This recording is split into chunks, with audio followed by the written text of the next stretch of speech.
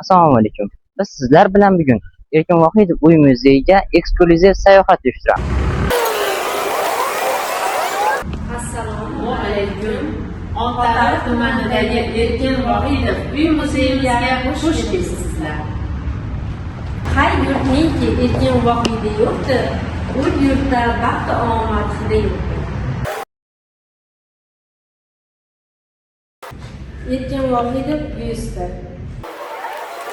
Erkin Vohidov 1936-yili 28-dekabrda Oltiariq tumanida Yangiqo'rg'on mahallasida dunyoga kelgan. Mana Erkin Vohidovda oddiygina xalq orasidagi qishloq hayotda birgalashib yashagandagi uylarning ekspozitsiyasi.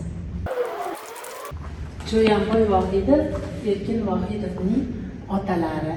Ular Ikkinchi jahon urushida qahramonlarcha jasorat ko'rsatganlar.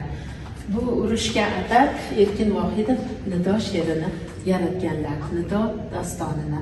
Hayqiraman tog'lar bag'ridan, gumburlagan sado keladi, ona yerning otash qaridan o'g'lim degan nido keladi. Vohidov Oltiariq tumanidagi hozirgi 3-maktabda o'qigan. Talabalik yillari Erkin Vohidov zavqli, shartli o'tgan. Ish faoliyatidan olingan ro'yxat. Erkin Vohidovning Oltiariq tumaniga tashrif buyurgandagi suratlari. 70-80-yillarda ishlatilgan buyumlardan ro'yxat. Dunyoga mashhur o'zbegi ekspozitsiyasi. Tarixingdir ming asrlar, ichra pinhon o'zbegim, senga tengdosh qomiru oqsoch diyoshon o'zbegim. So'ylasin afro siyohu, so'ylasin o'rxun xati, ko'hna tarix shodasinda bitta marjon o'zbegim.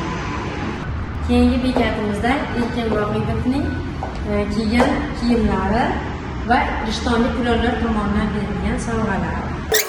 Sobiqu sayyorada inson o'zing, mulki olam ichra bir xaqon o'zing, sulton o'zing. Al-qissa kun juda qadim, jaholat zamonda bir donishmand lutfiga o'tgan ekan jahonda.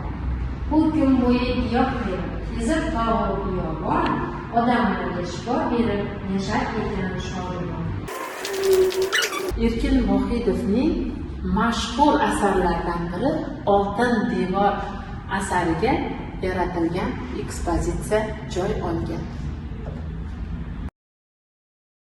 Shoirni hayoti va ijodi bilan yaqindan tanishmoqchi bo'lsangiz, sizlarni Erkin Vohidov uy muzeyida kutib qolamiz.